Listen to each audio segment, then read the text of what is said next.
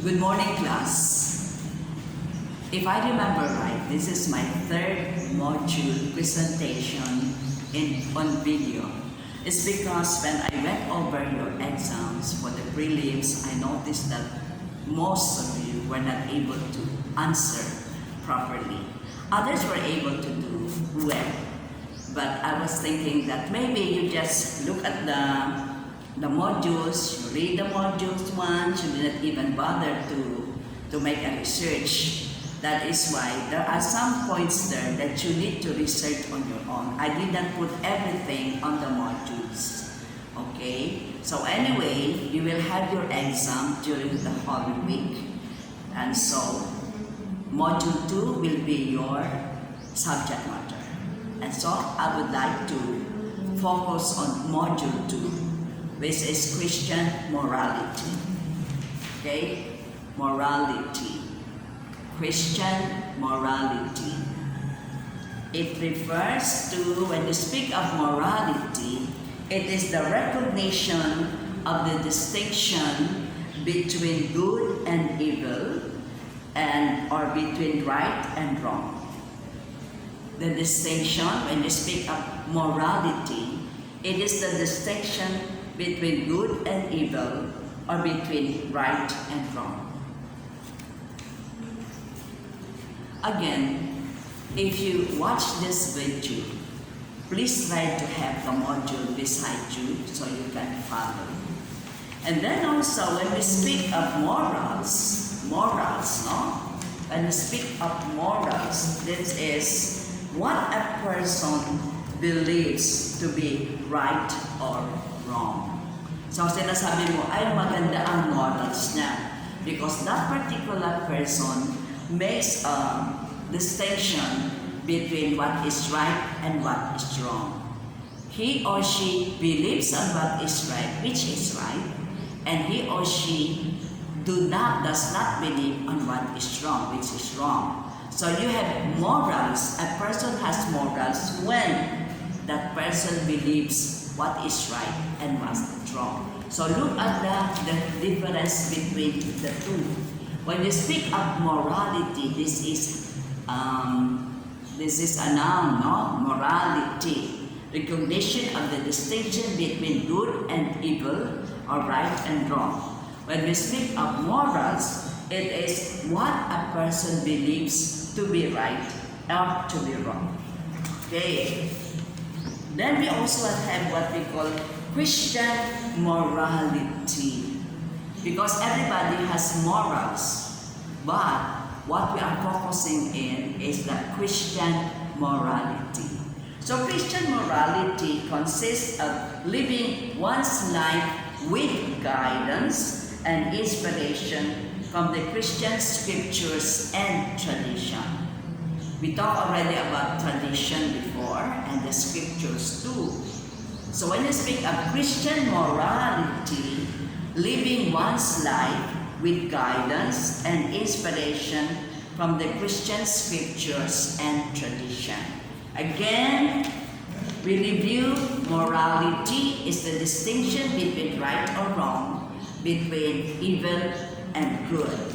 What about morals is what a person believes to be right or wrong. And when we speak of Christian morality, it is living in accordance with Christian scriptures and tradition.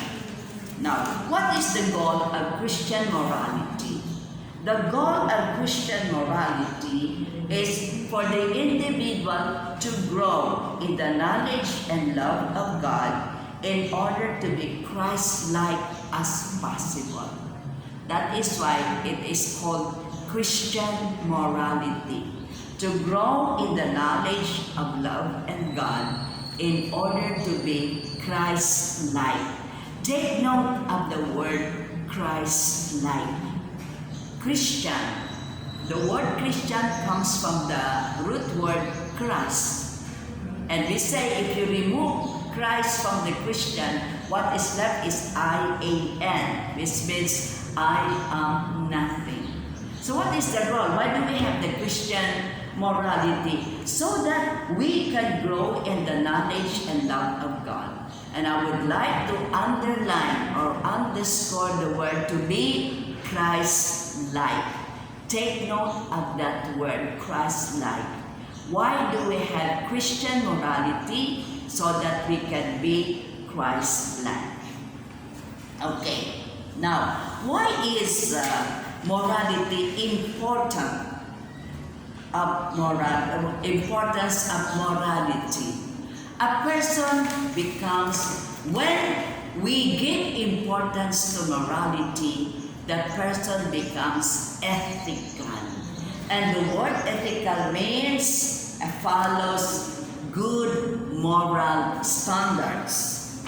Follows good moral standards. The word ethical. Ang teacher ko, ethical. Ang parents ko, ethical. And I am ethical because I follow good moral standards. Ethical ang tawag niya. Pangalawa, it protects life and is respectful of others. So, when we know what is right and what is wrong, then we protect life and also we become respectful of others. And the third, it guides persons in decision making and problem solving. If you know what is right and what is wrong, then it guides you to what is right, it guides persons in decision making and problem solving. Kung magdi-decide ka, if you know what is right and what is wrong, it really helps you to make the right decision. Tapos problem, so may problema ka, how do I solve my problem? If I know what is right and wrong, then it helps me in problem solving. Okay? So, ito po yung mga important points na na-take up natin so far today. What is meant by morality? Everything is in your module anyway. What is morals? What is Christian morality?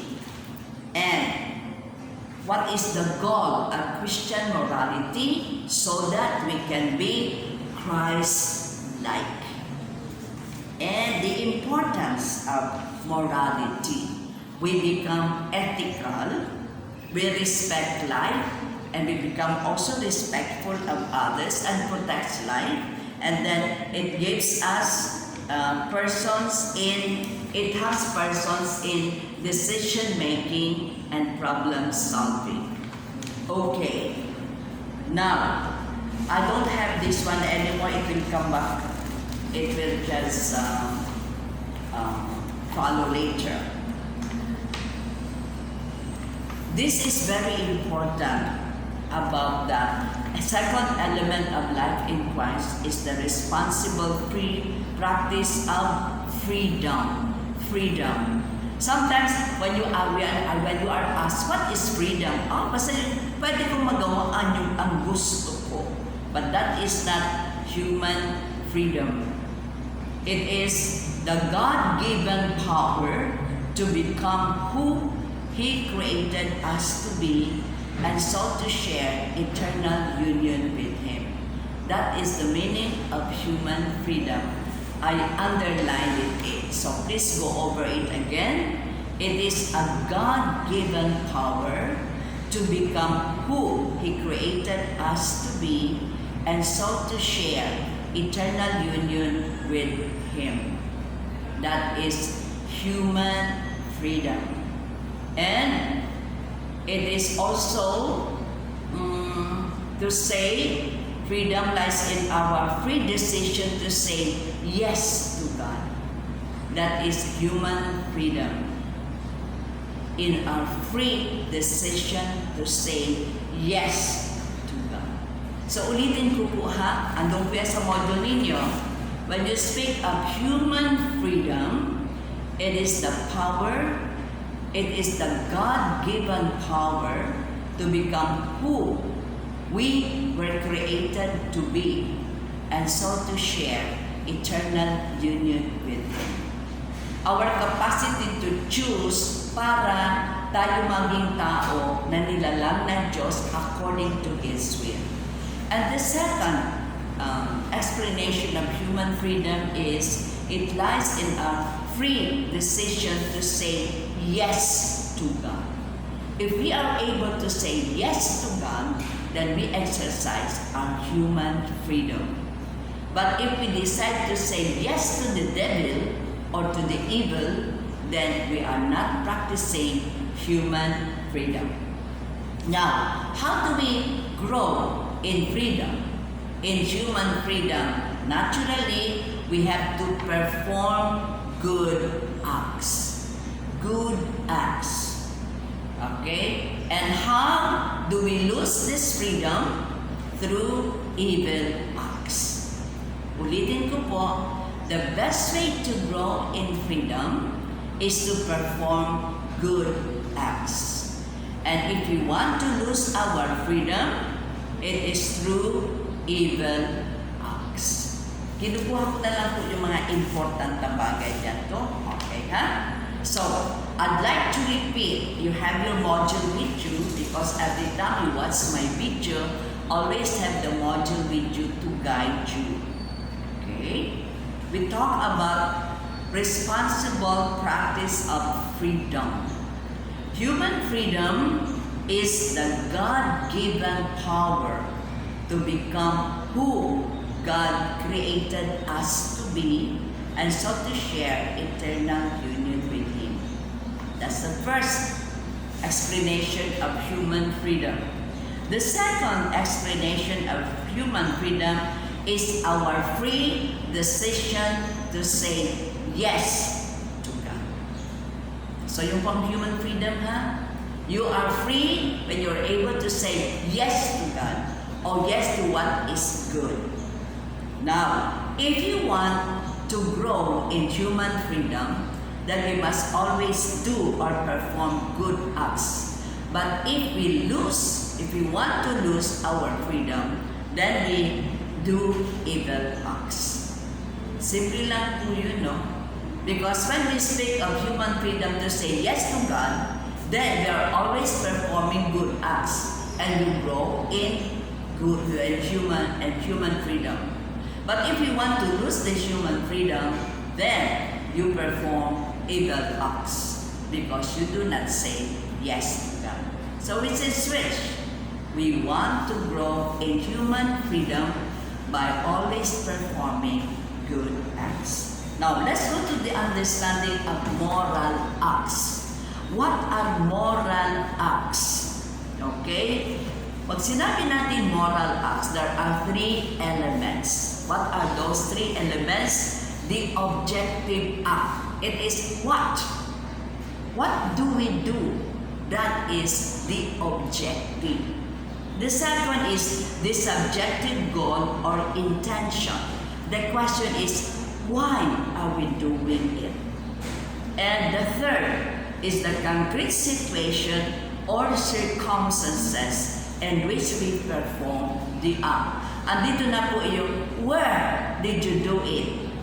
When did you do it? How did you do it? With whom did you do it? And the consequence, etc. Ulitin ko po, ha? The moral acts consist of three elements. The first is the objective act. What did I do? I went to Mass. Example, ha? What did I do? I went to Mass. The subjective goal or intention, why did I go to Mass? Ano bang intention ko pagpunta magsimba? Para makita ko yung crush ko? Para ma-display ko yung bago kong damit? Para matulog sa simbahan kasi may mga simbahan na aircon? So that is the meaning of this subjective goal, yung intention mo.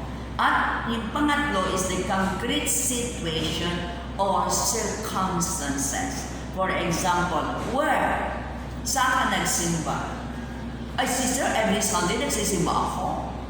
Katoliko ka? Ay, tatanda. Yes, kung saan ka nagsimba? Doon po sa katabi namin na pinakamalapit pero iglesia po ni Cristo ang simbahan.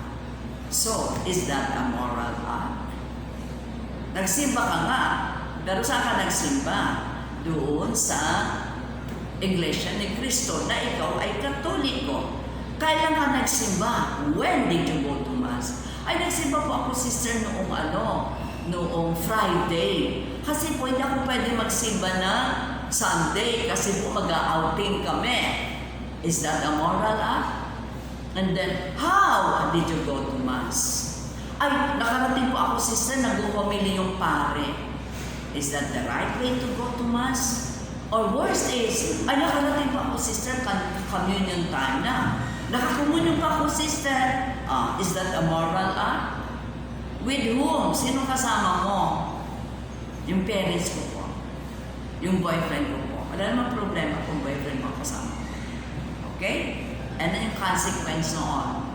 Ay, naglabas po agad kami kasi may pick order po kami sa Jollibee. Dapat pick upin na namin.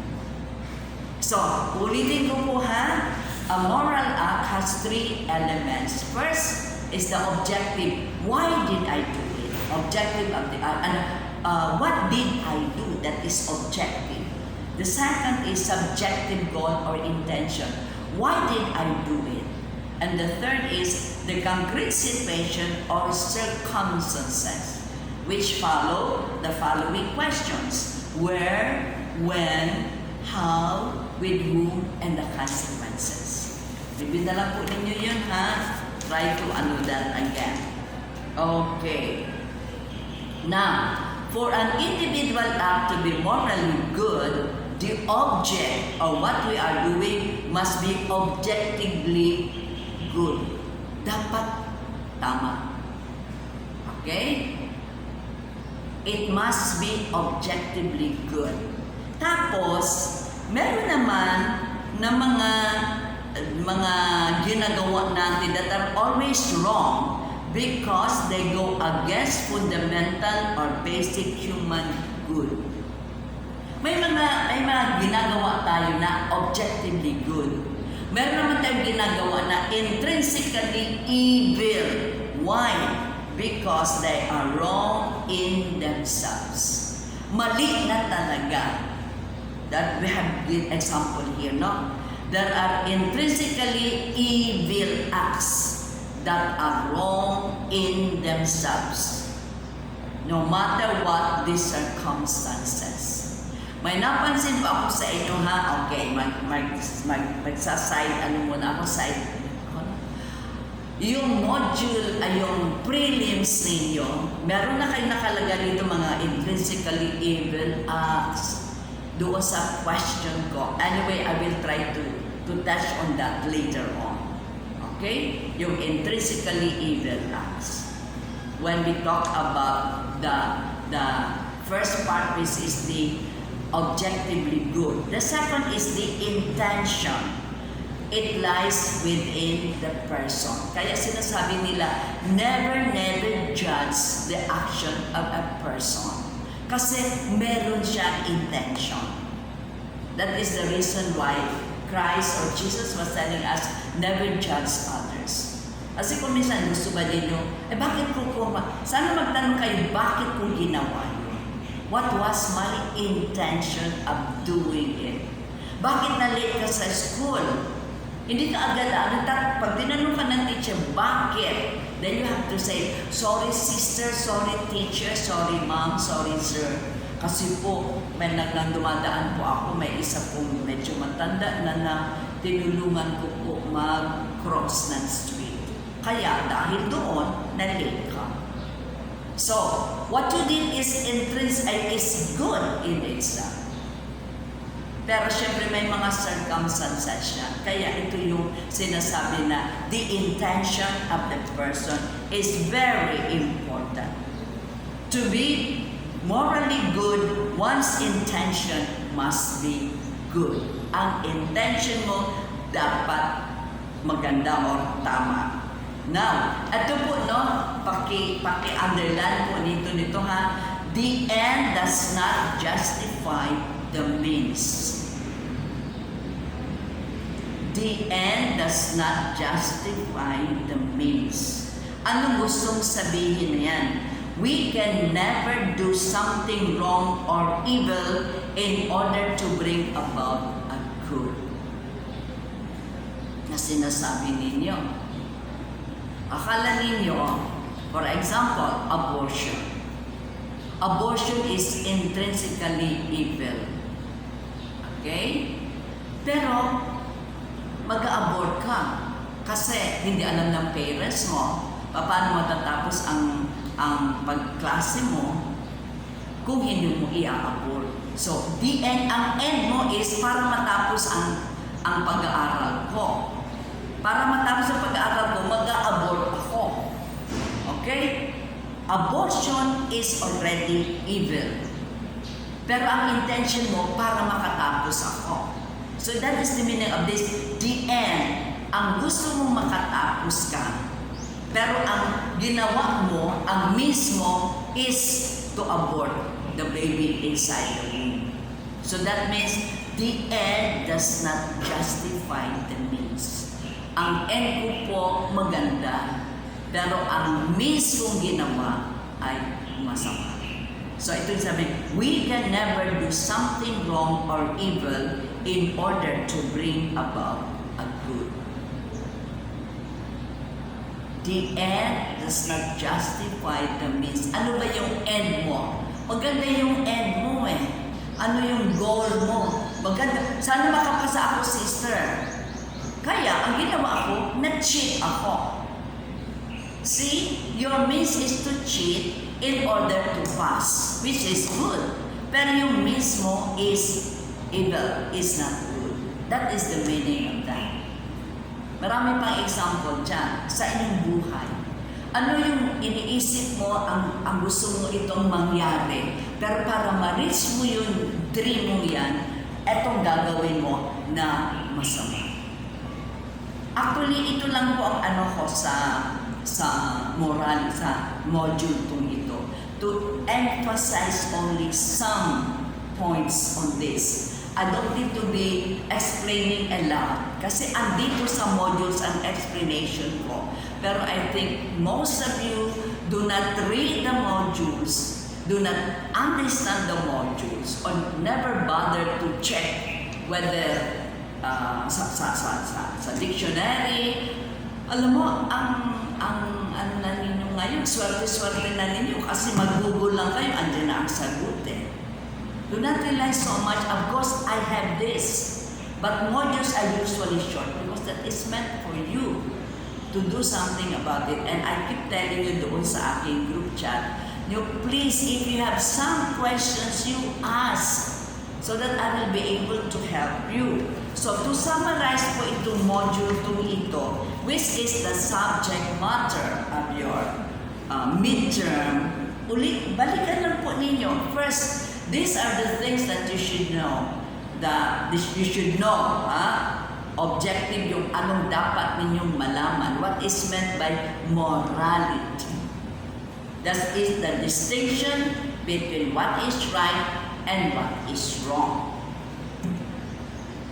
The distinction between good and evil, that is morality. At least, matapos pa lang nito, kahit kayo modular, may natutunan kayo. Okay po? Then, ito sasabing morals. Yung taong yan may morals yan eh. Ang parents ko may morals because they believe what is right, and what is wrong. And they stand firm on what is right. Pinaglalaban po nila ang tama. Yan ang sinasabing morals. May morals ng taong no because you believe to what is right and wrong. Yung may morals siya. Tapos, we go down to Christian morality. Kasi tayo po mga Kristiyano. People who follow the teachings of Jesus or the disciples of Jesus or followers of Jesus. So, ano babasihan natin na tama ang ginagawa natin is the Christian scriptures and traditions. Okay po? And what is the goal? Bakit tayo dapat mag-follow ng Christian morality? Para magi tayong Christ-like. Okay. It is very important in our life because it protects life. Alam natin na pag pumatay ka ng tao, masama. So pag alam natin what is right and what is wrong, it protects life. And we also respect the life of others. Okay? And what is important is the morality, the morals, to know what is right and what is wrong will guide us in our decision making and problem solving. I have given that example already, no? And then also, yung human freedom. Now, take note of that. What is human freedom? It is the God-given power to become what we were created to be so that we'll be in union with God.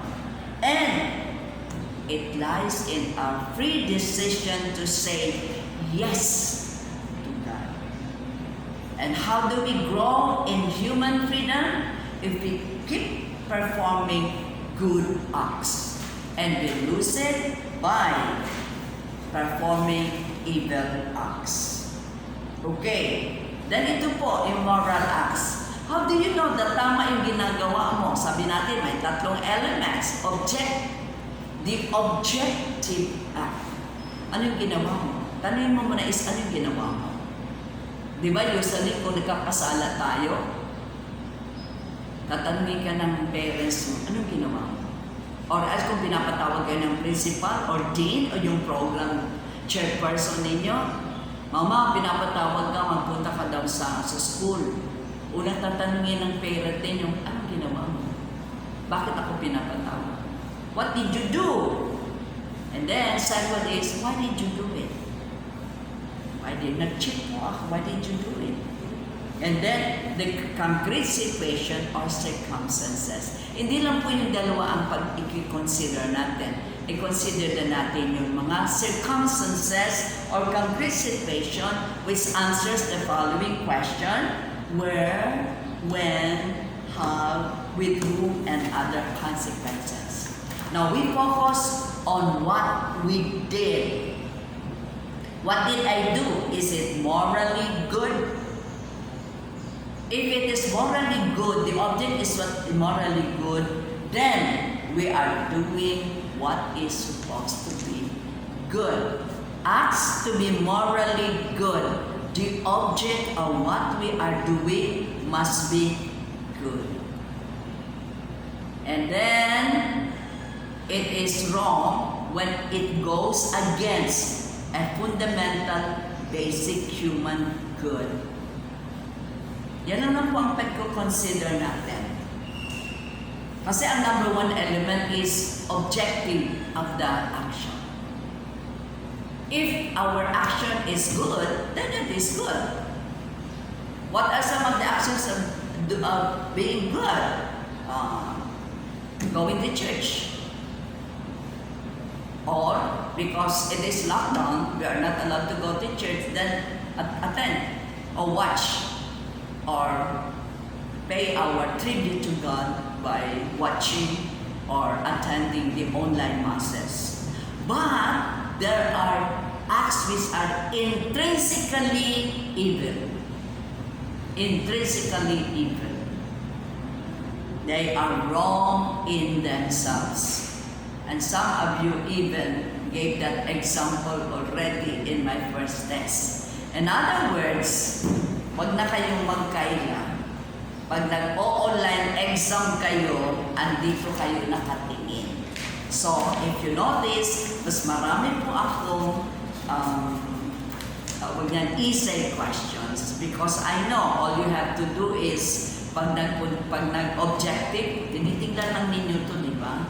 So kahit yung question ko sa essay, ang sagutin nyo, nandito na kayo sa module 2. Nandun pa lang ako nagtatanong sa module 1. I will review on that, okay?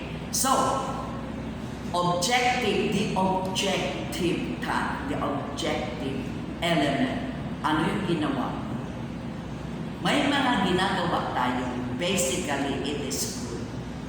Pero may mga gawa or acts that are intrinsically evil, like murder, like rape. Nabigyan niyo yung example. Now, yun naman sa intention, it lies on the person. Kaya hindi natin pwedeng questionin ang ginawa ng tao kung hindi natin alam ang kanyang intention. And the third, it must be good, excuse me. And the third about this, morally good, yung sinasabi namin, the end does not justify the means. Yung kung sa circumstances na yan, dito na yan sa module 3 and 4. Pero I want you only to concentrate and review on module 2. Okay po? If you have any question, just text me. But that is morality.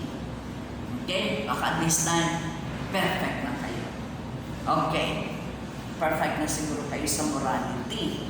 Kasi, short lang, what I want is, that's why I do not prepare a very long modules compared to others. Kasi gusto ko yung mga salient points lang makuha ninyo. Okay po? Now, magre-review po ako sa module 1. Sa module 1, mayroon akong question na akbang-akba. Sa pag-gather, human person, no? Madaling maging tao, mahirap magpakatao. Ang iba nakuha, ang iba hindi nakuha. Madaling maging tao is simple. Pag pinanganak ka, di tao ka na.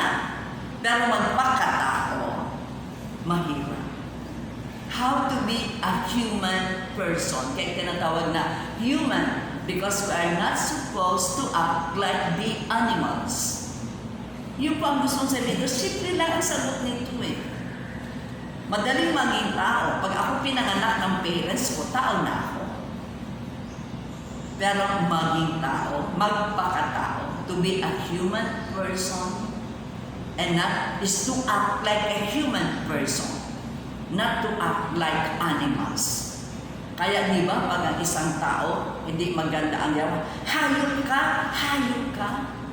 Kasi ginagawa na yan ng mga hayop. You know that the term hayop ka has never been in my mouth before. Pero napipilitan ako magsabi na parang napakahayop naman ito eh. Kasi sa akin parang very vulgar yung maging hayop. But it is really true. Hayop ka. Kung hindi ka magpakatao. So, ang magpakatao is to act like a human person. So, kung may itong Christian morality, ang ginagawa mo ba sa tao, yung ginagawa ng isang tao, o ginagawa ng isang animal? Hindi, meron dito din na may naalala ko po na parang may seminar kami doon yung pare nagsabi sa amin, tao. If you are tao, then tao ka na nilalang ka ng Diyos.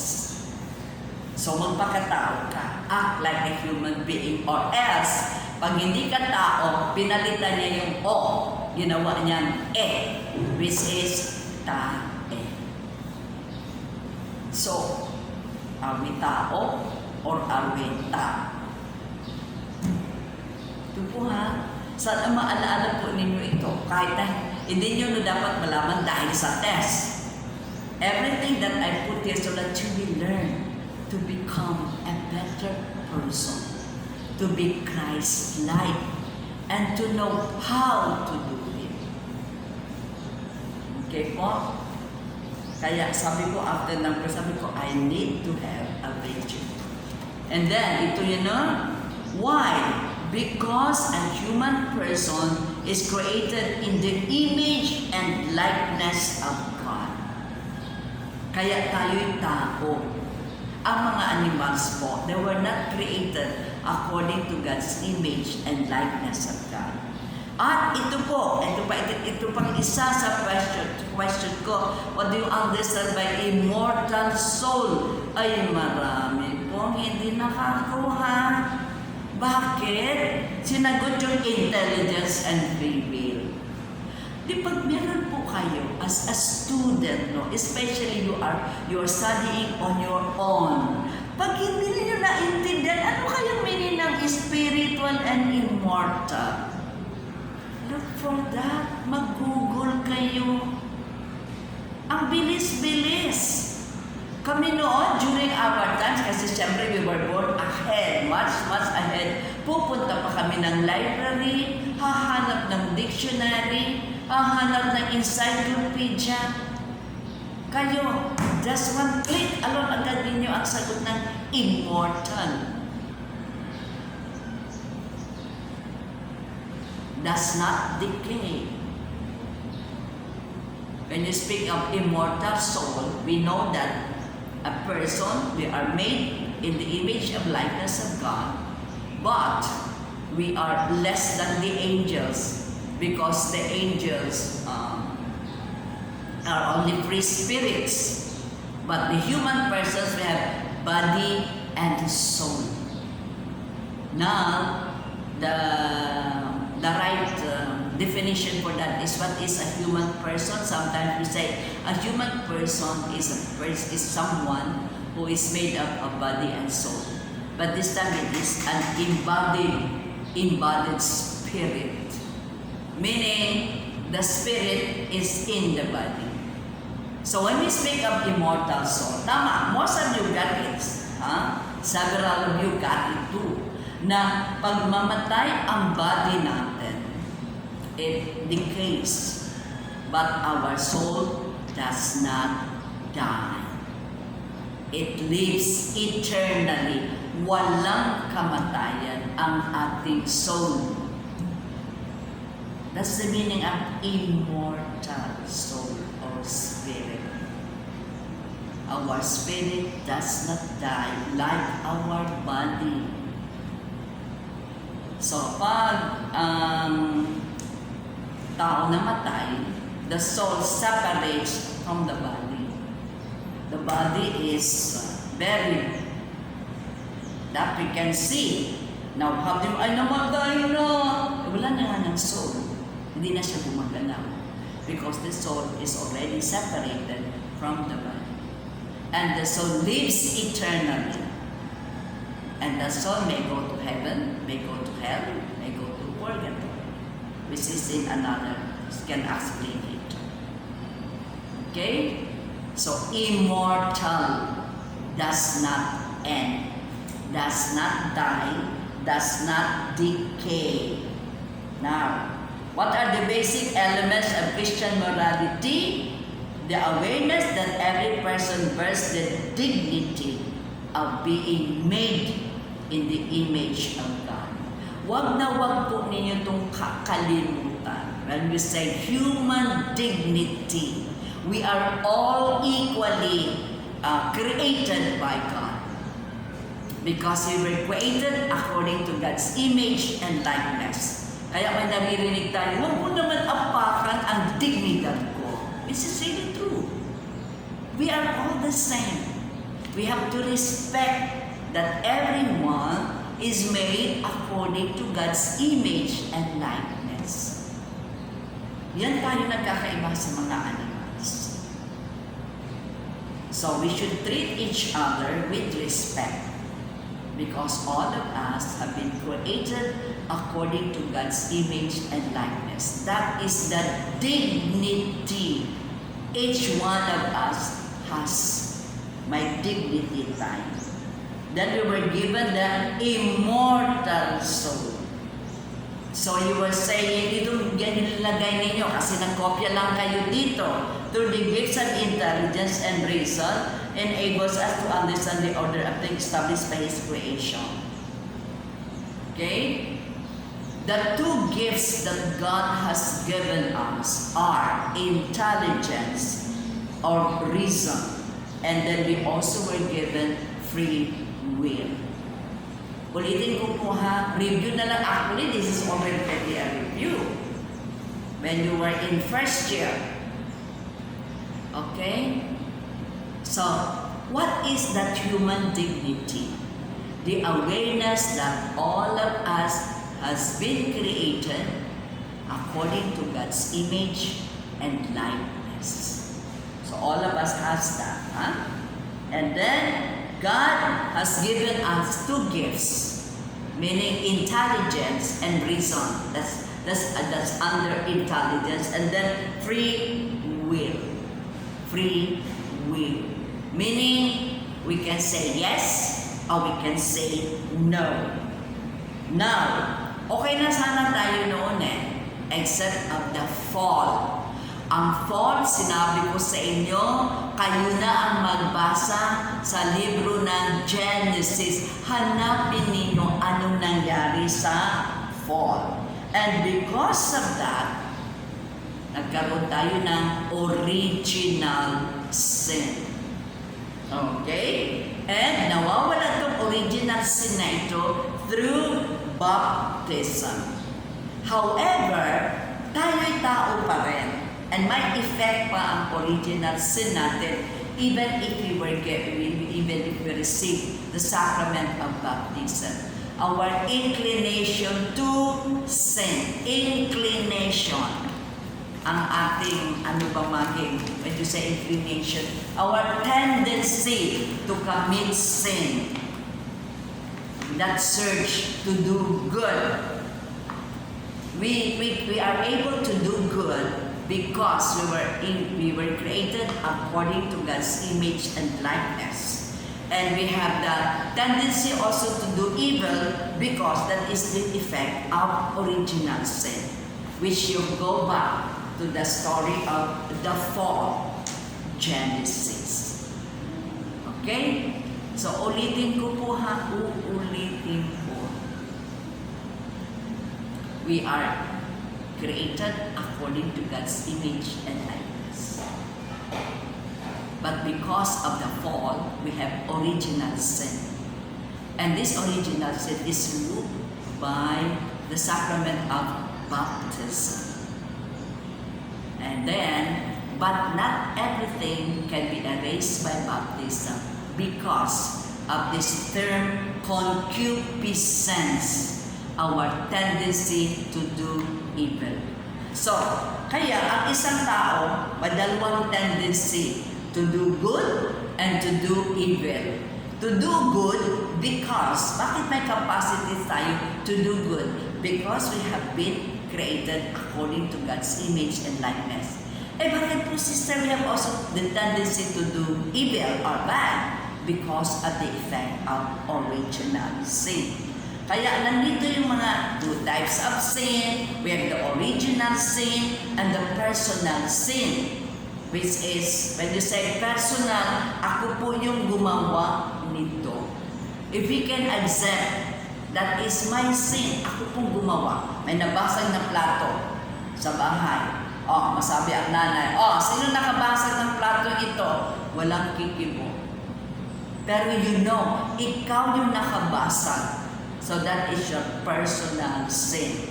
And then there are two basic types of sin in the Catholic Church. You know this, mortal sin and venial sin. Pero, pagtanong ko sa inyo, what makes the matter serious or grave?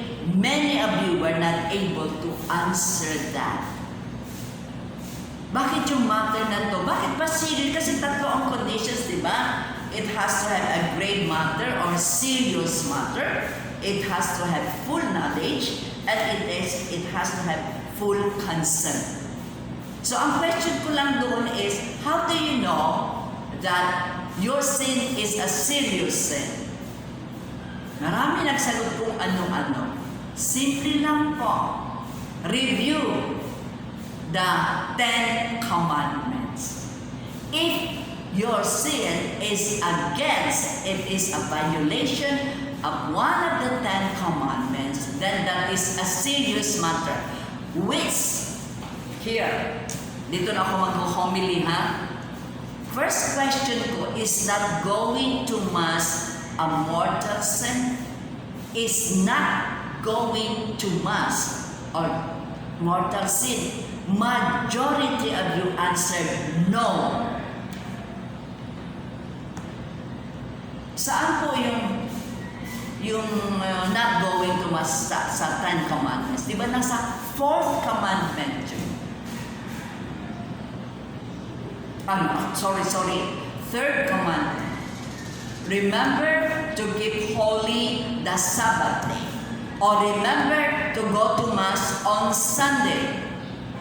So if you don't go to Mass, bakit sinabihan ninyo na, no, it's not a mortal sin? Why not?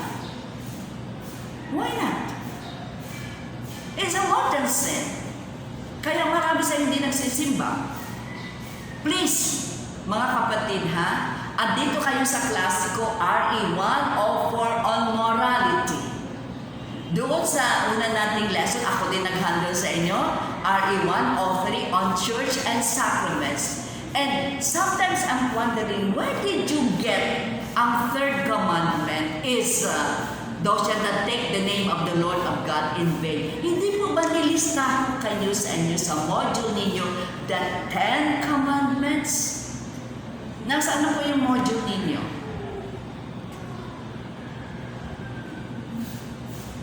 Question niya. So, pagkatapos ng class, ayan na, tapon mo na yung module.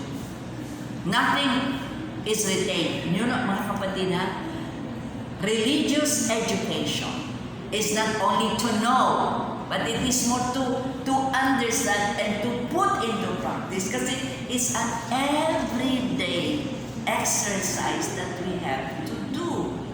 We are Catholics. We are teaching you how to become Christ-like.